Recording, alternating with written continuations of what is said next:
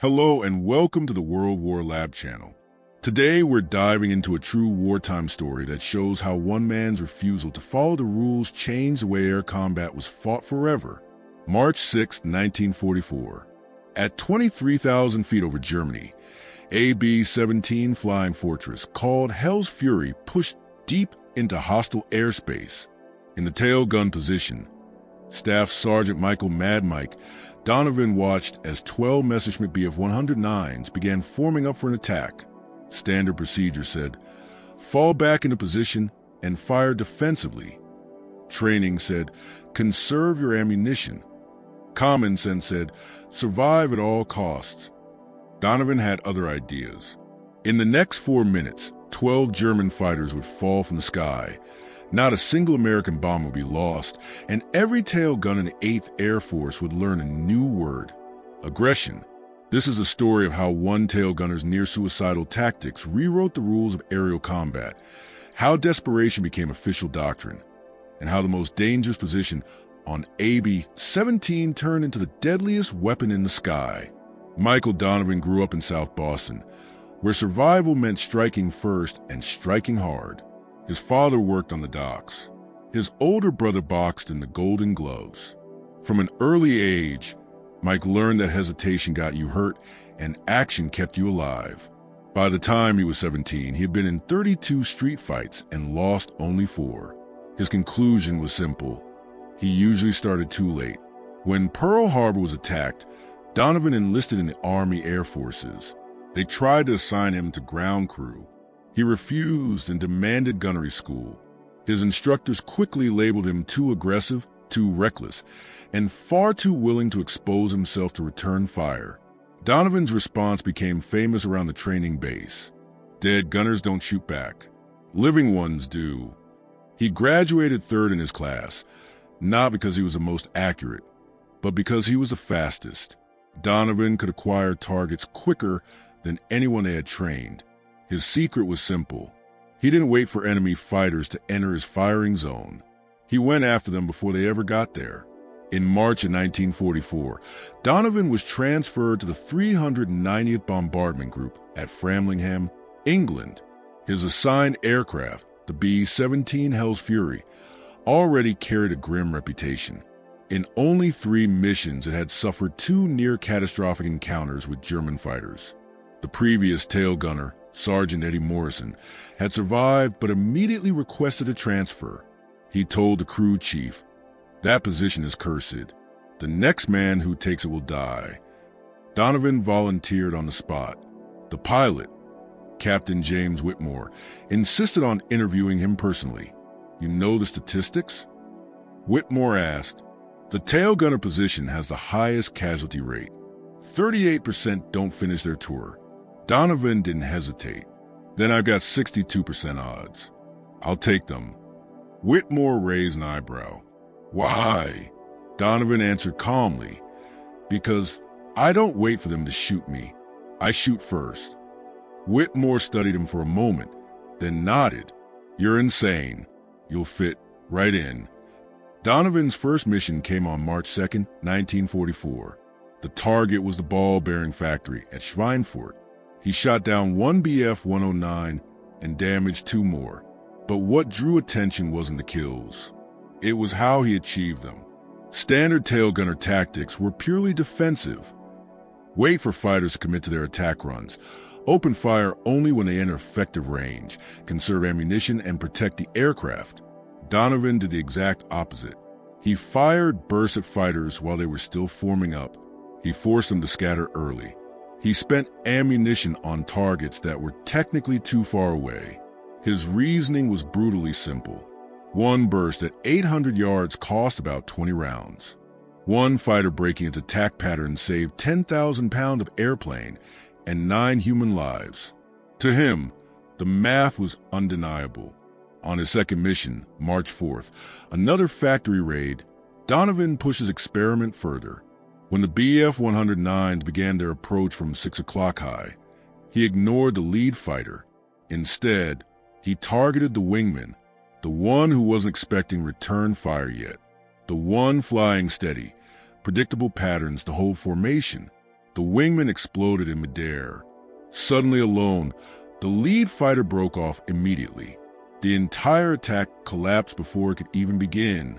After landing, the crew chief, Sergeant Frank Murphy, counted the spent ammunition.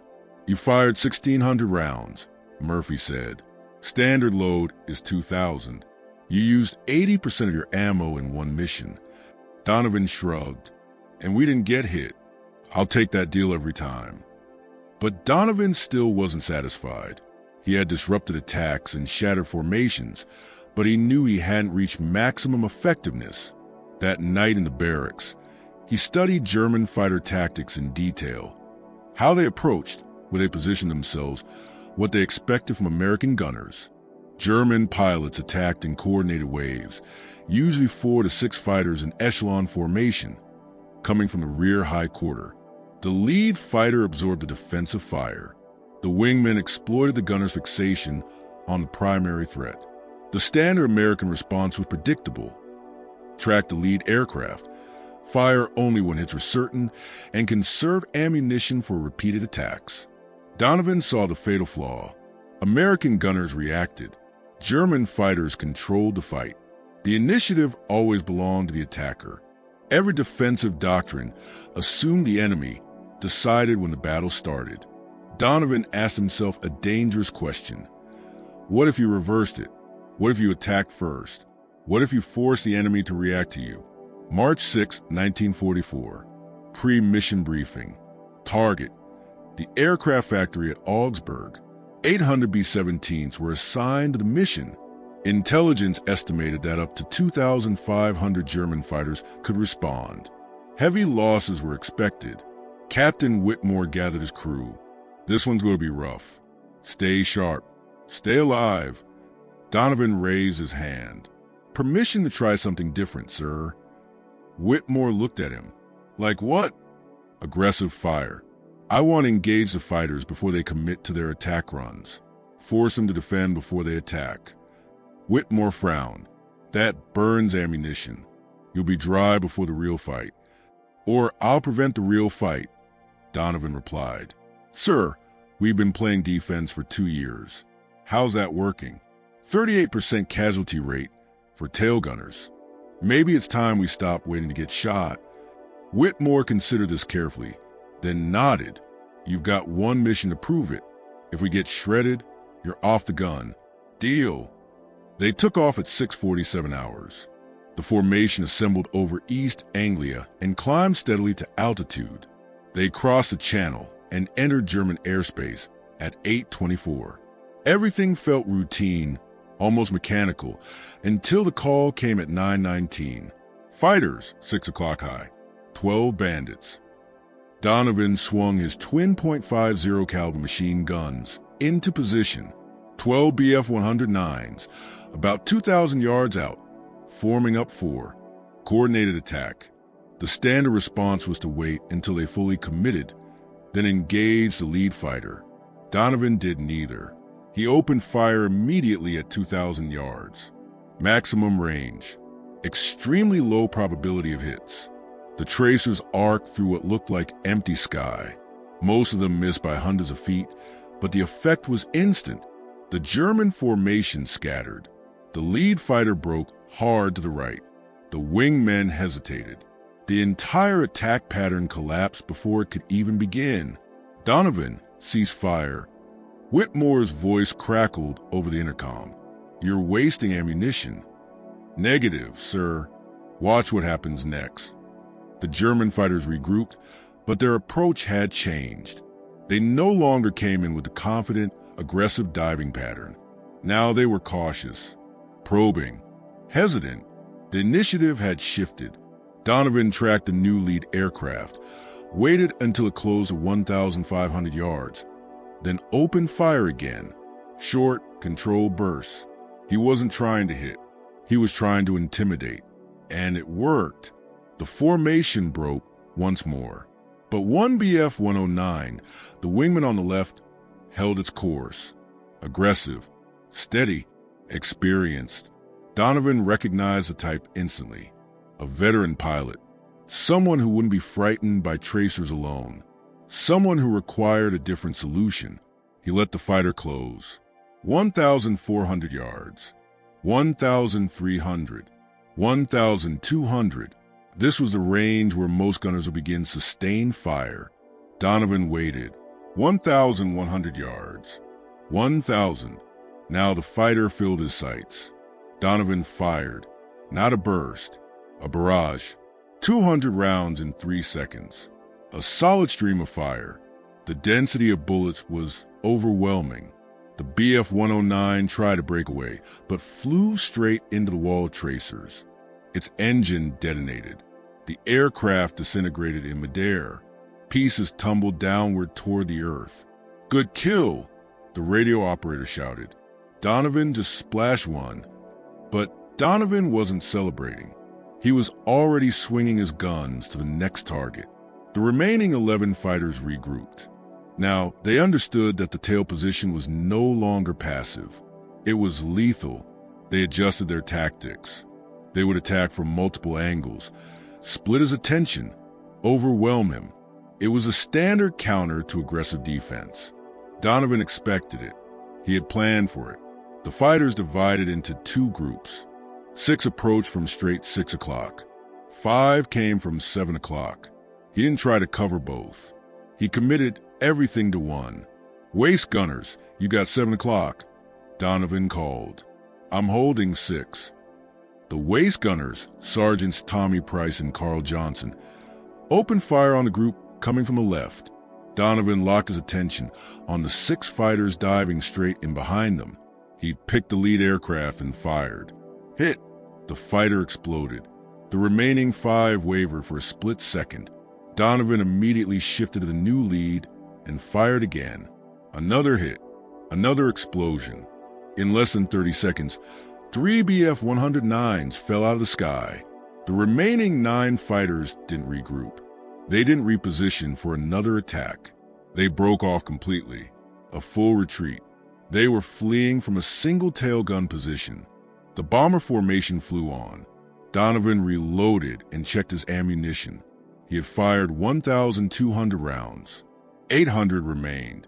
Enough for 1 long engagement or 2 short ones. Now it was a waiting game.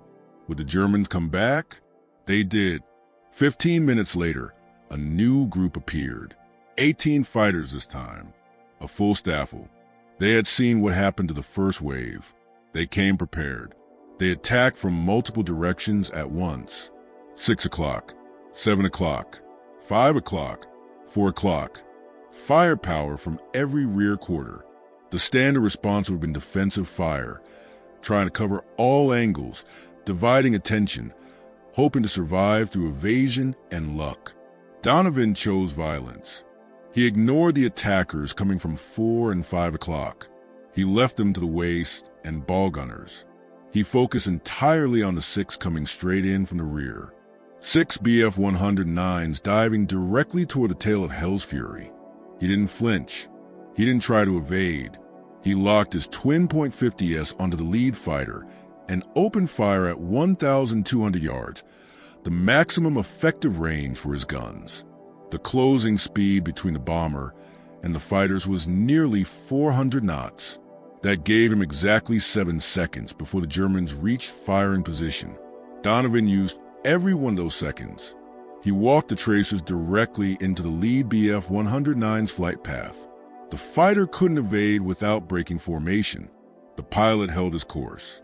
It was a fatal mistake. At 800 yards, Donovan's rounds found metal. The canopy shattered. The fighter rolled inverted and dropped away. 5 left. Now, there were only 400 yards between them and Hell's Fury. 3 seconds to impact. Donovan shifted to the next aircraft. There was no time for careful tracking, only instinct. He fired where the fighter would be in 2 seconds, not where it was now, where physics said it had to be. The second Bf-109 flew straight into the stream of bullets. Its engine cowling disintegrated.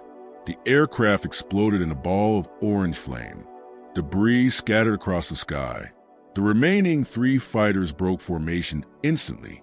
No regrouping. No repositioning. Full defensive maneuvers. They fled from a single gun position. Jesus Christ! Whitmore's voice came over the intercom.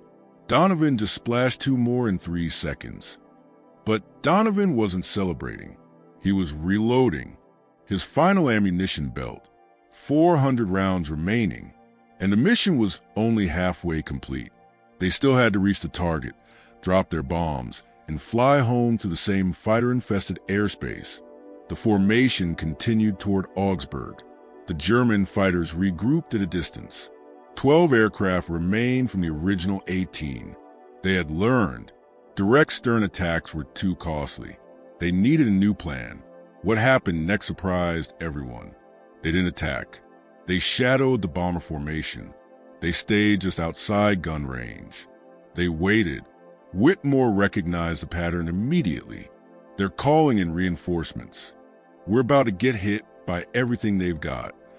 He was right. 10 minutes later, radar picked up new contacts.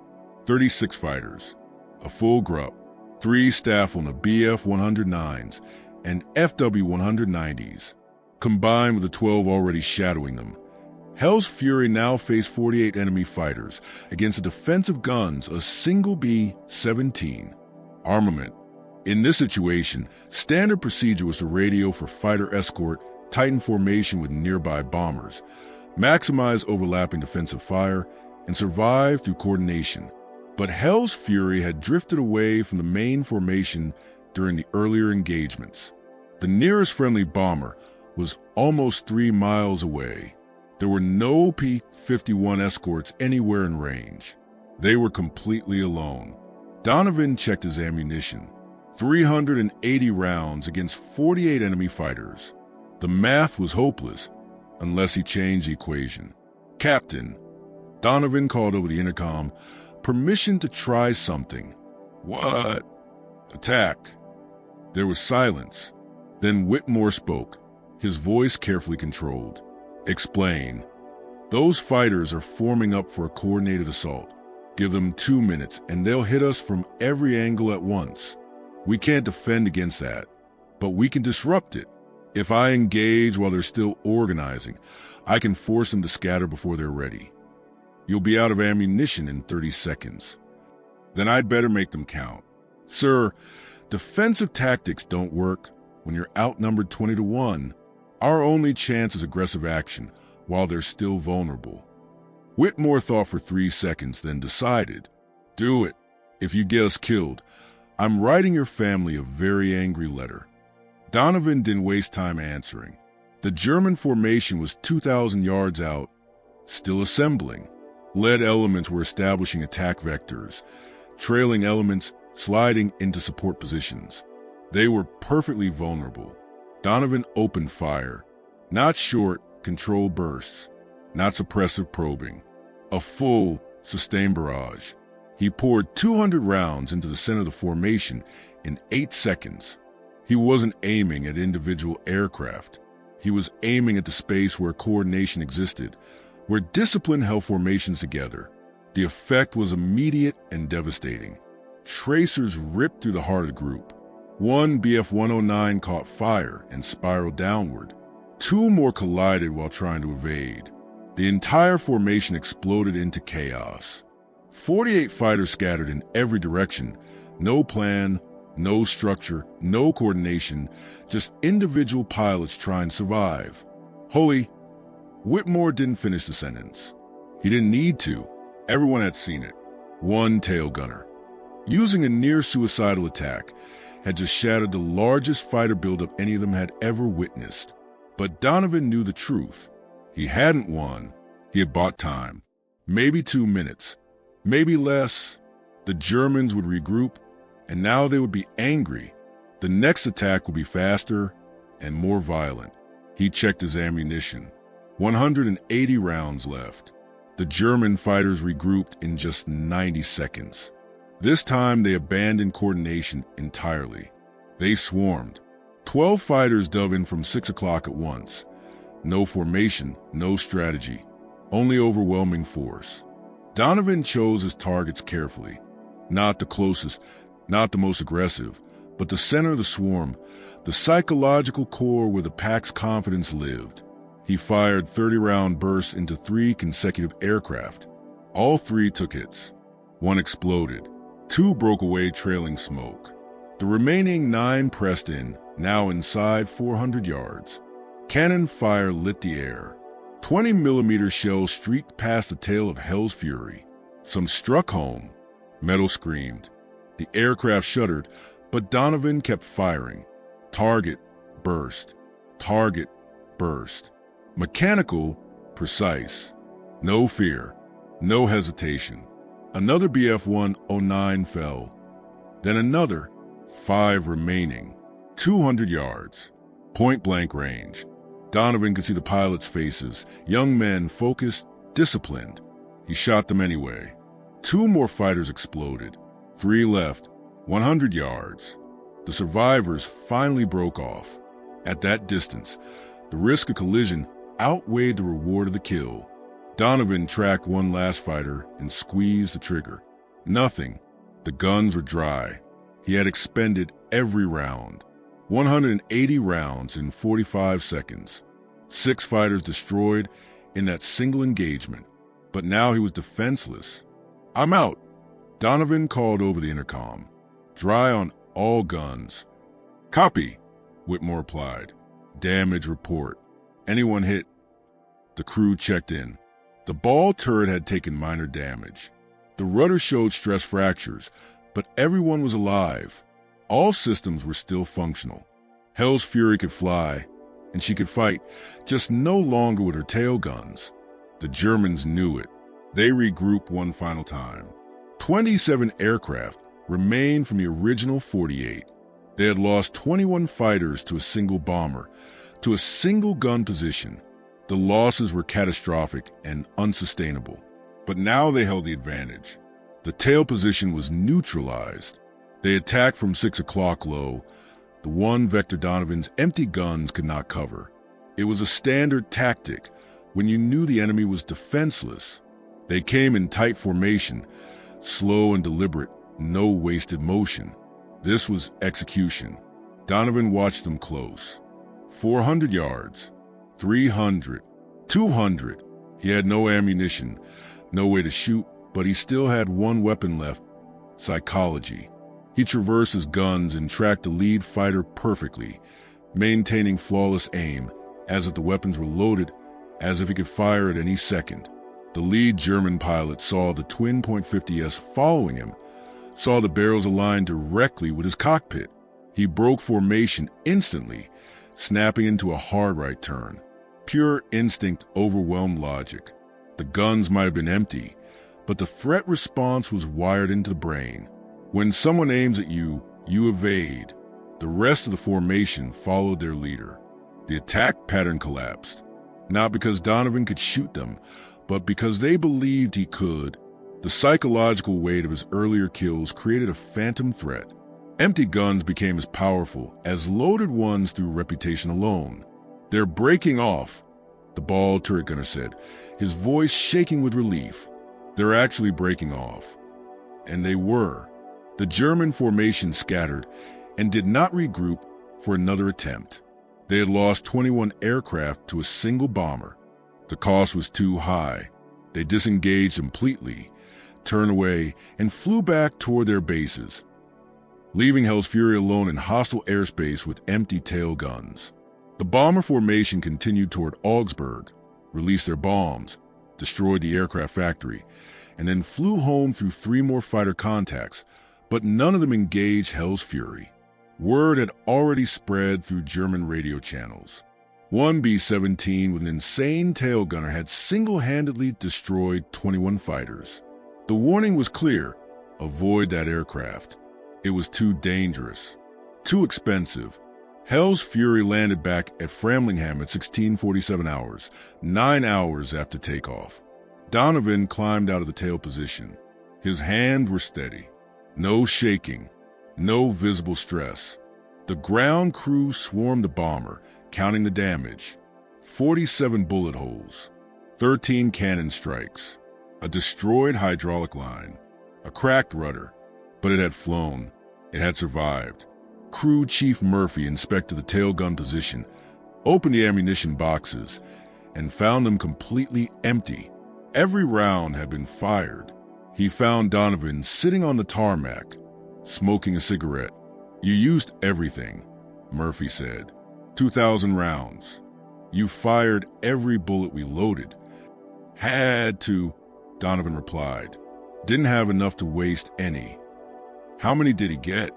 Whitmore asked. Murphy checked his notes, compared counts from the crew, radio intercepts from German communications, and visual confirmations from escort fighters who had finally caught up near the target. 12 confirmed kills, Murphy said. 4 probables. 3 damaged. Whitmore stared at Donovan. "You destroyed 12 fighters in one mission. 19 if you count probables and damaged," Murphy added. In 4 minutes of sustained combat, the news spread through the bomber group before sunset. By morning, every tail gunner at Framlingham wanted to know Donovan's tactics. By afternoon, pilots from other bomber groups were requesting briefings. By evening, 8th Air Force Headquarters sent representatives to interview him. Major General Frederick Anderson, commander of 8th Bomber Command, arrived personally. He found Donovan in the enlisted men's barracks, cleaning his guns and routine maintenance. Nothing ceremonial. Anderson introduced himself. Donovan stood at attention. "At ease, Sergeant. I'm here to understand what you did yesterday." Donovan explained his philosophy: aggressive fire, psychological intimidation, attacking during the enemy's formation phase, exploiting vulnerability before coordination solidified. Anderson listened without interrupting. When Donovan finished, the general asked a single question: "Can you teach this to the right men?" Donovan answered honestly: "Not everyone has a temperament. You need gunners who think like fighters, who see opportunity instead of threat, who would rather attack than defend. Find them," Anderson ordered. "I'm authorizing a special training program. You will develop the curriculum, select candidates, and transform tailgunner tactics across the entire 8th Air Force.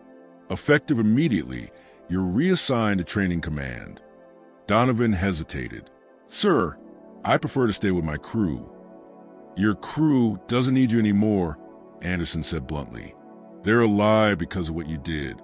Other crews are dying because their gunners don't know what you know. Which matters more, 9 men or 9,000? The answer was obvious. Donovan accepted the assignment. He spent the next month creating what became known as the Donovan Doctrine, aggressive tail gunnery. Its principles were simple but revolutionary. First, seize the initiative. Don't wait for fighters to attack.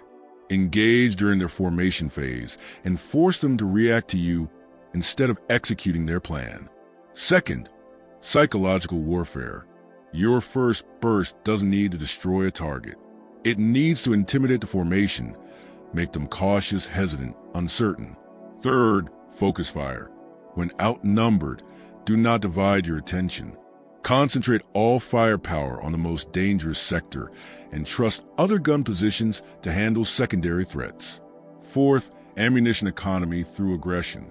30 rounds that force 12 fighters to scatter are more efficient than 300 rounds fired at scattered targets.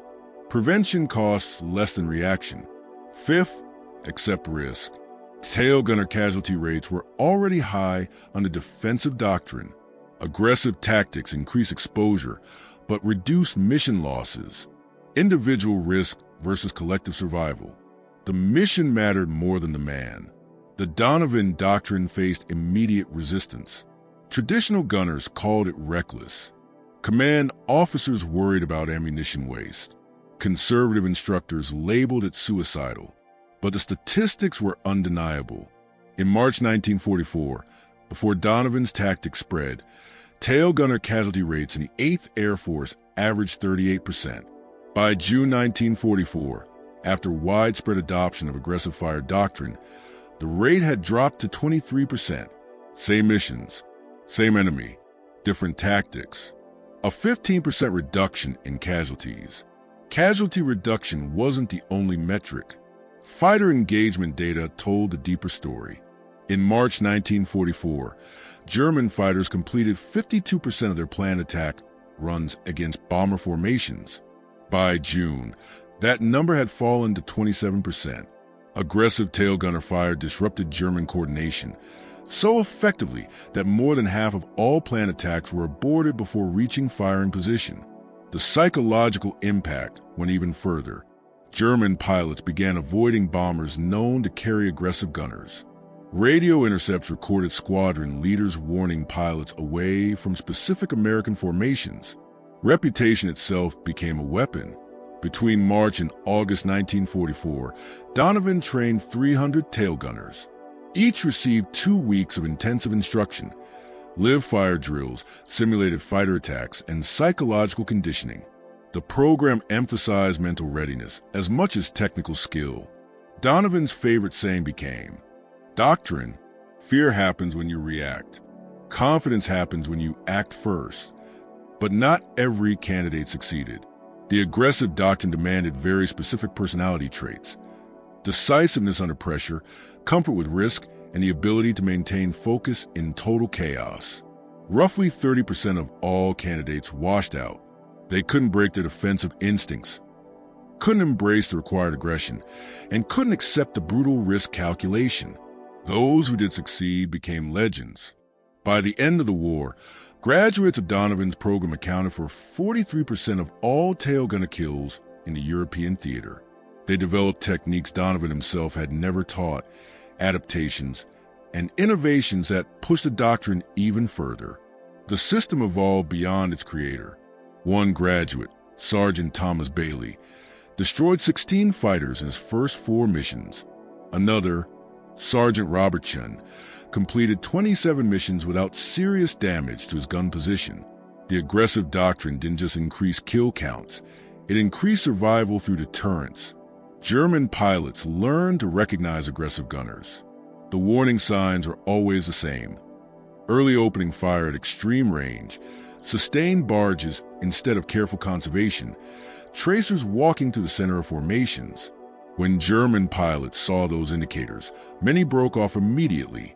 The cost of engaging aggressive defenders was higher than the value of destroying a single bomber. By the summer of 1944, Luftwaffe training manuals included sections on American aggressive gunner tactics. Their recommended counter was simple: avoid them, find easier targets. Do not engage bombers known to carry aggressive gunners. The psychological battle had completely reversed. Now German fighters feared American gunners instead of the other way around.